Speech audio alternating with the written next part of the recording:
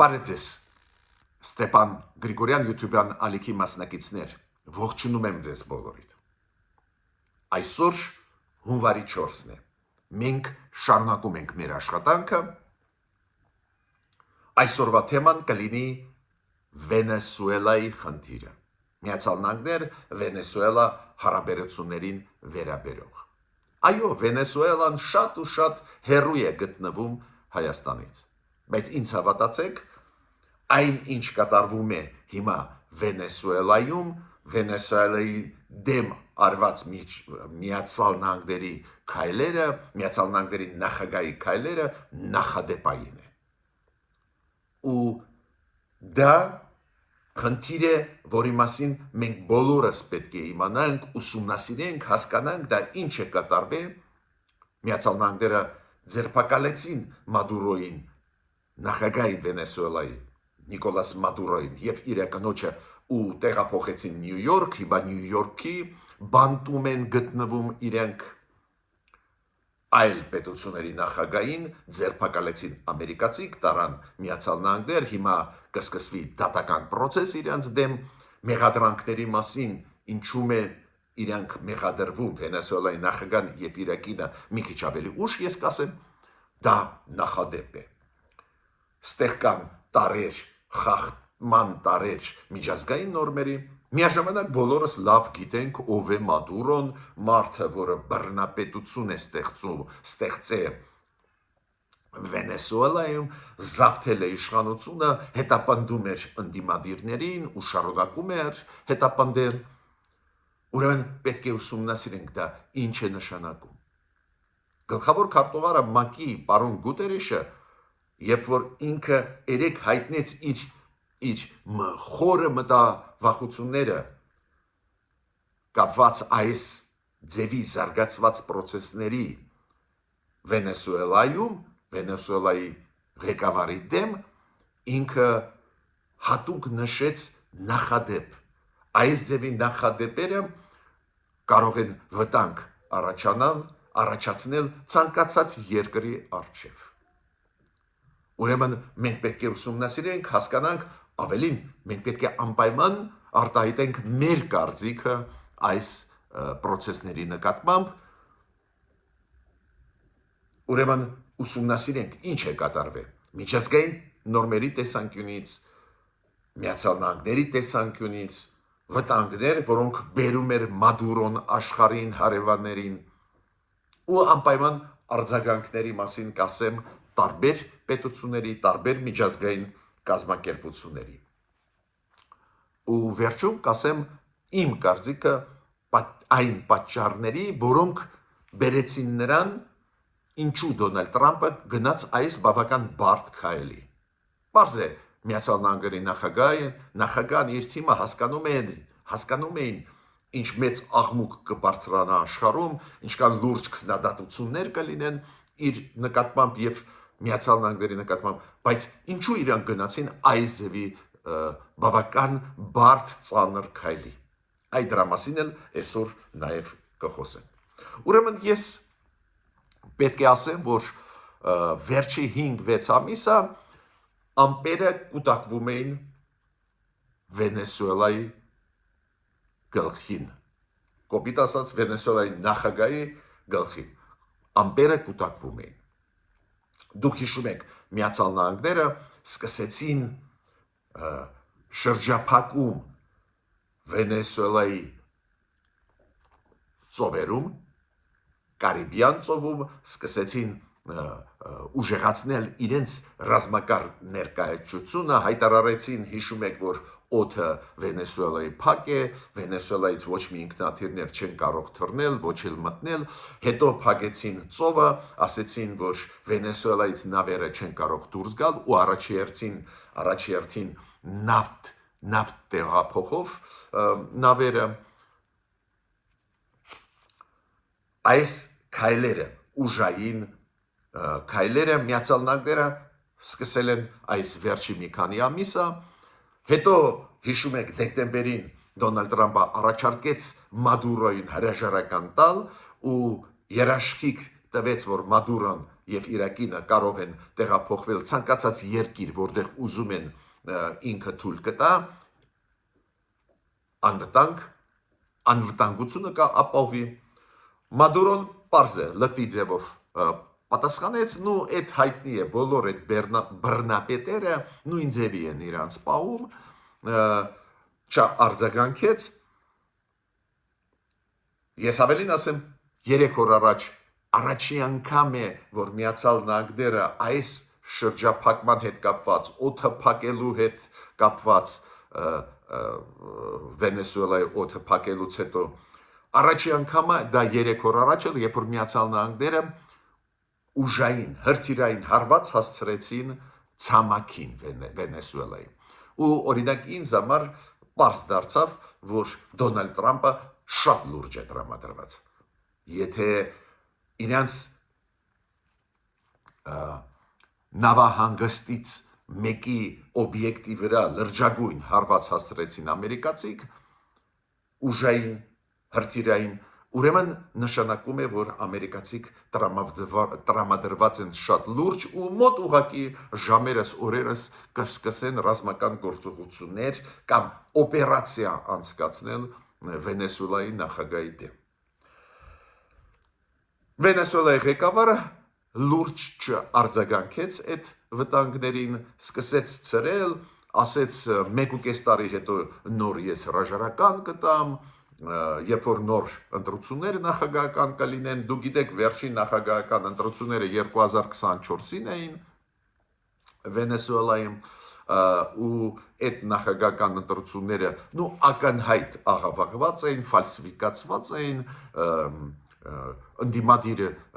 տեխնացում շատ լուրջ պայքար տարավ, իդեպ ասեմ ձեզ Վենեսուելայում իրոք ընդդիմությունը շատ ազդեցիկ է, շատ ուժեղ է, բայց անընդհատ Մադուրոն ուժային կառույցները օգտագործելով ֆալսիֆիկացնում էր ընտրությունները, այդ խնդիրների մասին բոլորս մենք լսել ենք, գիտենք, Եվրամիությունը Միացյալ Նահանգները չեն ճանաչի այդ ընտրությունները, լեգիտիմությունը Մադուրոյի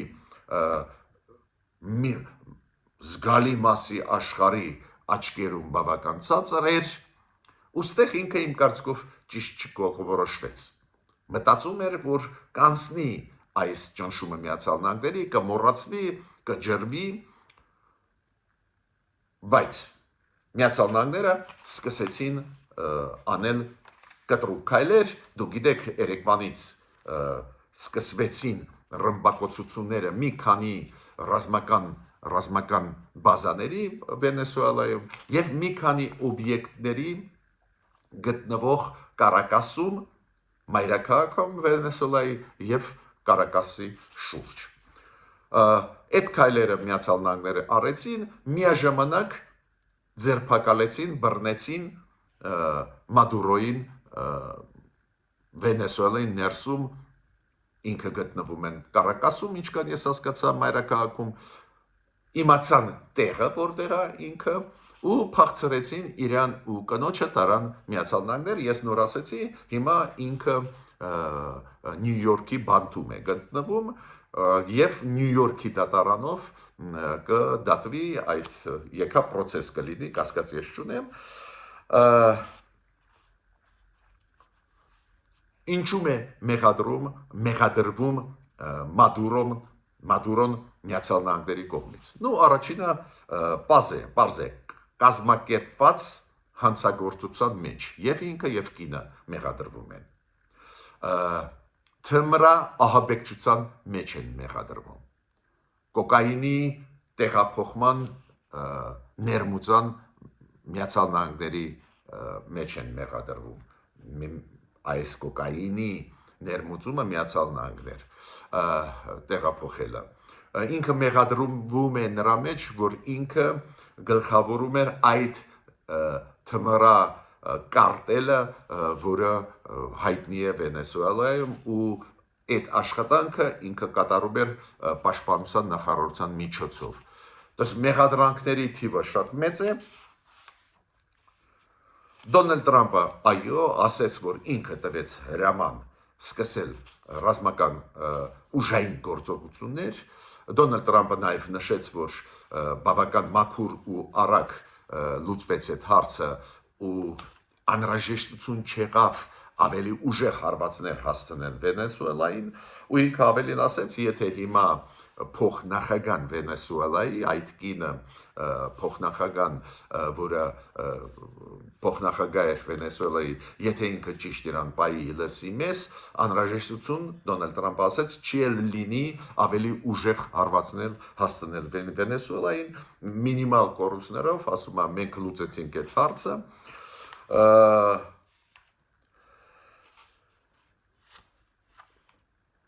Մարկո Ռուբիոն շատ կարևոր գրառումներ արեց, իր սոցցանցերում նաև ռեպոստներ արեց իր հայտարարությունների հետ կապված Մարկո Ռուբիոյի պետքարտուղարի Միացյալ Նահանգների, որոնք ինքը արեց 4-5 ամիս առաջ, երբ որ ասում էր, որ Մադուրոն նախագահ չի, ինքը վերընտրված չէր, ինքը զավթեց իշխանությունը,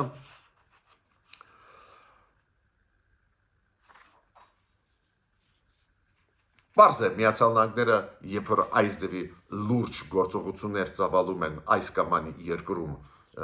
կամ եթե տեսնում են վտանգներ իրենց քաղաքացիների համար, զգուշացնում են քաղաքացիներին, այս անգամ էլ պարզ է Միացյալ Նահանգները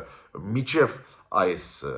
օպերացիա անցկացնելը Վենեսուելայի նախագահի դեմ զգուշացրեցին իրենց քաղաքացիներին դեկտեմբերին, որ դուրս գան շտապ Վենեսուելայից, իդեպ ասեմ ձեզ, այս հայտարարությունները նաև հուշում էին, որ ինչ-որ լուրջ բան սպասվում է։ Գլխավոր դատախազը Միացյալ Նահանգների հայտարարեց, որ եւ Մադուրոն եւ Իրաքինը կդատվեն, իրենց թմրա ահաբեկչության մեջ են, մեղադրում եմ կոկայինի ներմուծման մեջ, ես նոր ասեցի, այս փաթեթը մեղադրանքների կրկնեց գլխավոր դատախազը Միացյալ Նահանգների։ Հիմա երկար ժամանակ չգիտեին որտեղ է գտնվում Մադուրոն, ուղղակի գիտեին Դոնալդ Տրամպի հայտարարություններից հետո, որ Մադուրոն ձերբակալված է կնոջ հետ ու տեղափոխվում է Միացյալ Նահանգներ, հիմա մենք բոլորս գիտենք, որ ինքը Նյու Յորքի բանտում է, բայց Դոնալդ Տրամպը նաև Մադուրոյի նկարը դրեց այն ռազմական նավի մեջ, որով Միացյալ Նահանգները տարան Մադուրոյին դեպի Միացյալ Նահանգներ, պարզը սկզբից նավով, հետո ուղղաթիռով։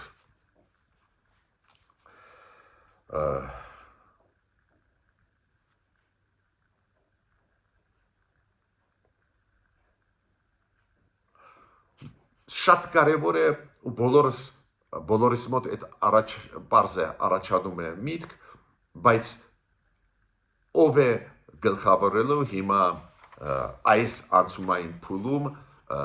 Վենեսուելան, ով է գլխավորելու, ով է որոշելու, Դոնալդ Տրամպին երբ որ հարցրեցին իր պրես կոնֆերանսներից մեկում, ինքը երեք տվեց մի քանի ինտերվյու եւ պրես կոնֆերանս, ինքը ասեց, որ ինքը կուսումնասիրի այն գլխավոր ընդդիմադիրին Մարիա Կորինա Մաչադո, որը Նոբելյան մրցանակը ստացավ, հիշում եք, ինքը կուսումնասիրի հնարավորություն, որ աջակցեն, որ այս կինը դառնա Վենեսուելայի մոտ ապագայի ղեկավար, բայց այս փուլում ինչքան հասկացա, Միացյալ Նահանգները բավարարված էին նրանով, որ գործող փոխնախագահ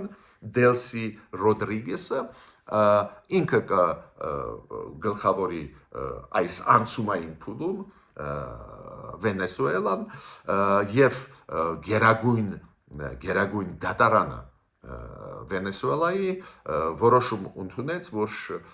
այդ կինը, քանի որ սահմանադրության համաձայն եթե նախագահ չկա, փոխնախագահն ստանձնում է ժամանակավոր պաշտոնակատարի տեղը, ուրեմն ժամանակավոր պաշտոնակատար նախագահի Դելսի Ռոդրիգեսն է հիմա, ամենակարևորը ինչու ամերիկացիք համաձայնվեցին, որ ինքը լինի, ի վերջո ինքը Մադուրոյի թիմից է, ի վերջո այդ նույն հանցավոր խումբն է, Բայց ես ինչքան հասկացա, Միացյալ Նահանգները ուզում են, որ այս անցումային փուլը ավելի սահուն անցնի Վենեսուելայում, ապա կայդացում չսկսվի, քաոս չսկսվի, դա է պատճառը, որ ամերիկացիք համաձայնվեցին, որ այս փոխնախագահան Մադուրոյի տեղակալը այդ կինը դառնա ժամանակավոր պաշտոնակատար։ Ու Տրամպը ինչ ասեց, ինքը խոստում տվեց փոխնախագահան Վենեսուելայի, որ ինչ կասեն ամերիկացիք, ինքը ամեն ինչ կկատարի։ Պարզ է, որ այս անցումային փուլը շատ կարևոր է բոլորիս համար, պարզ է, որ լավ կլիներ, երբ որ կազմակերպվեն մոտ ժամանակներս նոր ընտրություններ նախագահի առաջ գան հենց այն դեմոկրատական ուժերը ու դեմոկրատական թեկնածուները, բայց այս փուլում նախկին իշխանությունների ներկայացուցիչը ժամանակավոր պաշտոնակատար է Վենեսուելայի։ Ամերիկացիք ասում եմ, ինքը խոստում տվեց բոլոր իրանց հրամանները, բաները կատարել։ Հիմա պարզ է, որ Ռուսաստանը, Բելարուսը, քանի որ Վենեսուելայի դիկտատորը Մադուրոն իրանց մոտիկ ընկերն էր, պարզ է իրանք կապնվեցին այս Դելսի Ռոդրիգեսի հետ եւ Սերգեյ Լավրովը եւ Բելարուսի արտգործնախարարը եւ Ռուսաստանի կապնվեցին, ասեցին մենք ձեզ հետ ենք, պայքարեք, այս անօրինական է, այդ ագրեսիա է Ամերիկայի կողմից, դա պետական տերորիզմ է, այս ձևի բաներ ասեցին, պարզ է, որ կարելի է ենթադրել, որ բավական ցավոտ աշխարհը կընկալի այս քայլը, որը արեց Դոնալդ Տրամպը եւ Միացյալ Նահանգները Մադուրոյի դեմ ուղված, ընդհանրապես Վենեսուելայի այսօրվա իշխանությունների դեմ ուղված բարդ քայլեր, ճիշտը խոսանք, դու գիտեք գլխավոր ստեղ թույլ կողմերը այս քայլի, որը արեց Դոնալդ Տրամպը, նաեւ որ միջազգային նորմերի համաձայն բոլոր վեճերը պետությունների միջև պետք է լուծվեն խաղաղ ճանապարհով։ Այո, սրվեցին հարաբերությունները Միացյալ Նահանգներ Վենեսուելա, վաղուց այդ նոր պատմությունը չի, վերջի կես տարի էլ ավելի սրվեցին, բայց ցանկացած դեպքում դու գիտեք ՄԱԿ-ի կանոնների համաձայն պետք է փորձեն պետությունները խաղաղ ճանապարհով լուծել բանակցությունների միջոցով։ Պարզ է, խախտեցին ամերիկացիք այդ սկզբունքը ՄԱԿ-ի, բացի դրանից, ակնհայտ է միջամտությունը Միացյալ Նահանգների Վենեսուելայի ներքին գործերի մեջ։ Եթե նախագահին ձերբակալում են, տանում են Միացյալ Նահանգներ, պարզ է, հիմա պետք է իշխանափոխություն կատարվի կամ անցումային փուլ լինի, նոր իշխանություն ձևավորվի, պարզ է, որ հիմա կառավարում են Վենեսուելայով ամերիկացիք, պարզ է դա միջամտությունն է ներքին գործերի մեջ, դա նաև խախտում է սուվերենությունը Վենեսուելայի, բայց կա մյուս կողմ այդ process-ի։ Բոլորը գիտեն ով է Մադուրոն։ Մարդ, որը զավթեց իշխանությունը, մարդ, որը բռնապետ է, մարդ, որը գործարքներ էր անում Բելարուսի դիկտատորի հետ, բռնապետի Լուկաշենկոն Պուտինի հետ, այդ նավթային գործերը օգնում էր Պուտինին շրջանցել սանկցիաները, իրոք այդ թմրահաբեկչությունը, որը տանում էր Վենեսուելա Ամերիկայի դեմ ակնհայտ էր, այդտեղ ինչ մեծ գաղտնիք կա, այդ թմրանյութերը տոնաներով տանում էին դեպի Միացյալ Նահանգներ, պարզ է, որ ամերիկացիք չեն կարող հանգիստ նստել, մյուս կողմից կա պրոբլեմ կապված միջազգային նորմերի հետ։ Ես պետք է ասեմ, որ բոլոր պետությունները լատինաամերիկյան այդ տարածաշրջանից արձագանքեցին, պարզը բոլոր խոշոր խաղացողները արձագանքեցին, օրինակ Ռուսաստանը ոչ միայն դատապարտեց Դոնալդ Տրամպի միջամտությունը ներքին գործերի մեջ Վենեսուելայի եւ խախտման մեջ մեղադրեց Դոնալդ Տրամպի միջազգային նորմերի, ճիշտ ասած, կան երկրներ, որ կարող են քննադատել Տրամպին, բայց ոչ թե Ռուսաստանը, որը տանում է մեծ պատերազմ Ուկրաինայի դեմ ու խախտում է բոլոր նորմերը, ՄԱԿ-ի նորմերը, ու իրանք չէ, որ պետք է սովորացնեն Դոնալդ Տրամպին ինչ է անում,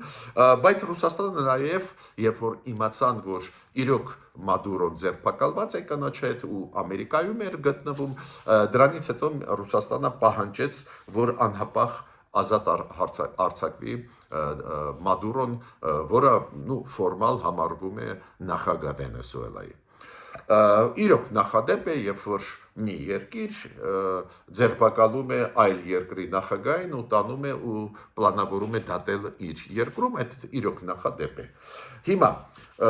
լատինաամերիկյան երկրներից Կուբան, Կոլումբիան,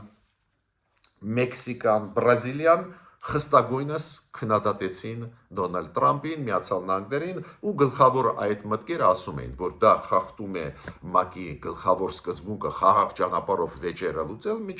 պետությունների միջև եւ խախտում է սուվերենությունը Վենեսուելայի, փաստորեն Միացյալ Նահանգները ակտիվ մտան Վենեսուելայի ներքին գործերի մեջ,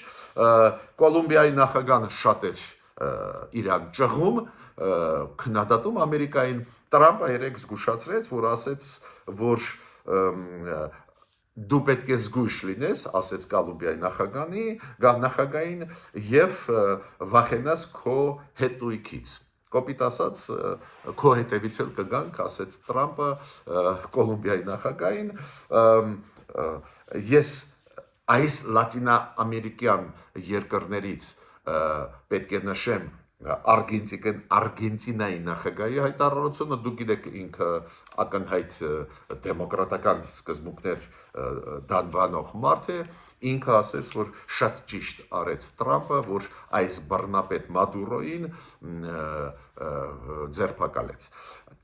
Մենք տեսնում ենք, որ տարբեր երկրներ տարբեր արձագանքեցին, տարբեր ձևով, ես խոսում եմ լատինաամերիկյան երկրների մասին,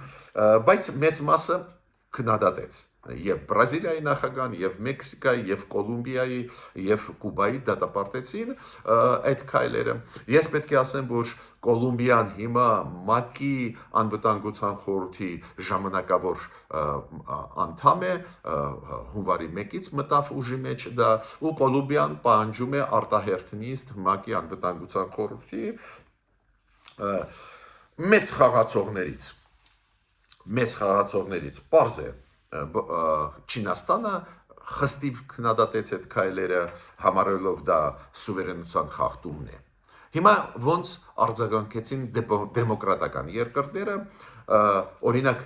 Եվրոմիության ղեկավարությունը, Կայա Կալասը, Եվրոմիության արտգործնախարարը, ինքը արձագանքեց այդպես, որ պարզ է Մադուրոյի լեգիտիմությունը հարցականի տակ է, ասեց, պարզ է, որ Մադուրոն բռնապետ է, զավթեց իշխանությունը, պարզ է շատ ու շատ մեղքեր ինքը ունի, բայց ասեց ֆորմալ տեսանկյունից միջազգային նորմերը պարզ է խախտված են, կան ստեղ հարցեր։ Նույն ասեց, ես նոր ասեցի ձեզ, պարոն Գուտերիշը, ՄԱԿ-ի գլխավոր քարտուղարը, որը ասեց, որ մտահոգված է, որ դա նախադեպ է, երբ որ մի հզոր պետություն այլ պետության ղեկավարին ձերբակալում է, տանում է իր երկիր իրան դատելու համար եւ այս ձևի ՄԱԿ-ի խաղի կանոնները խախտվում են։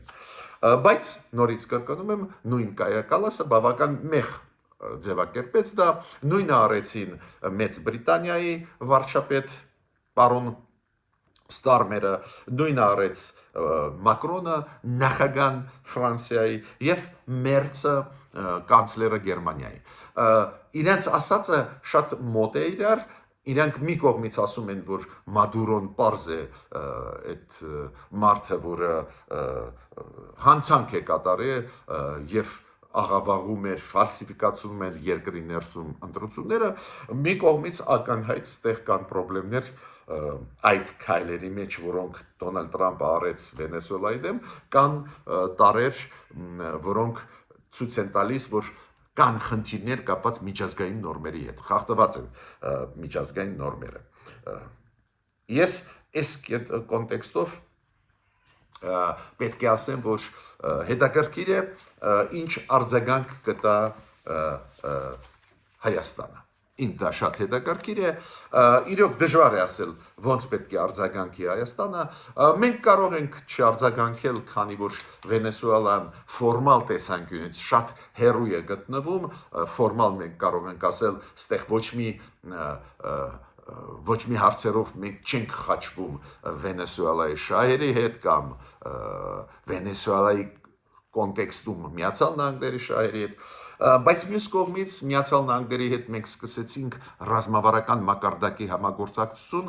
ընդհանրապես չարձագանքել սխալ է,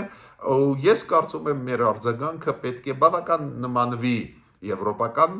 արձագանքի, մենք դեմ ենք, որ բռնապետություններ հաստատվեն աշխարհով մենք կողմ ենք, որ խաղաղ ճանապարհով հարցերը լուծվեն, այս ձևի հայտարարություն պետք է ու պարզ է մենք պետք է ասենք, որ մենք հասկանում ենք մտահոգությունները Միացյալ Նահանգների նախագահի ադմինիստրացիայի մտահոգությունները դրա հետ կապված, որ մեծ քանակությամբ ահռելի մեծ թմրանյութերը մտնում են Վենեսուելայից Միացյալ Նահանգներ, դրա դեմ հիմա Միացյալ Նահանգների բանակը ստիպված է պայքարել, դուք գիտեք իրանք ռմբակոծել են նվազագույնը 35 նավեր Վենեսուելայի, ովքեր տոննաներով կոկային տեղափոխում էին Միացյալ Նահանգներ, մտահոգություն հայտնենք միաժամանակ ասենք, որ մենք հասկանում ենք Միացյալ Նահանգների մտահոգությունները կապված Վենեսուելայի բռնապետի քայլերի հետ։ Ես նաև պետք է ասեմ, որ ինձ համար շատ կարևոր է, որ մենք հասկանանք պատճառները, ինչու ի վերջո Դոնալդ Թրամփը գնաց այդ քայլի, միջև զգուշացնում էր Վենեսուելայի բռնապետին, որ կարգին իրան պայի, ուղարկում են մեսիջներ, նույնիսկ առաջարկում էր անվտանգ իրան տեղափոխել այլ երկիր եւ իր կնոջը այդ Մադուրոյի մասին է խոսքը Վենեսուելայի նախագահի մասին ինչ որ այս ձևի առաջարկություններ, բայց ի վերջո ստիպված են հարձակում անել։ Պարզ է, ստեղ կասկած չկա, որ կարևորագույն պատճառը, ինչու Դոնալդ Թրամփը այդ քայլերի գնաց, կարևորագույն պատճառը,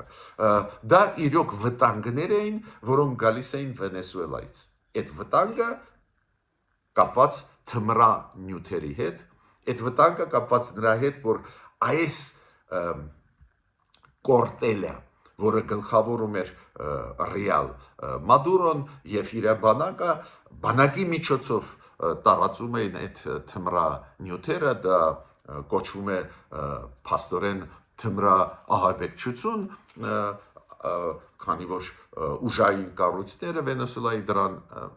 մեջ կային ու ստեղ կասկած չկա։ Պարզ է նավթի գործոնը Վենեսուելայում դուք գիտեք շատ մեծ պաշարներ են նավթի ու Վենեսուելա սկսեց խաղալ։ Ստացվում է, որ մոտ հարևանը Միացյալ Նահանգների դեմ խաղում է, այդ իր պաշարները նավթի օգտագործում էր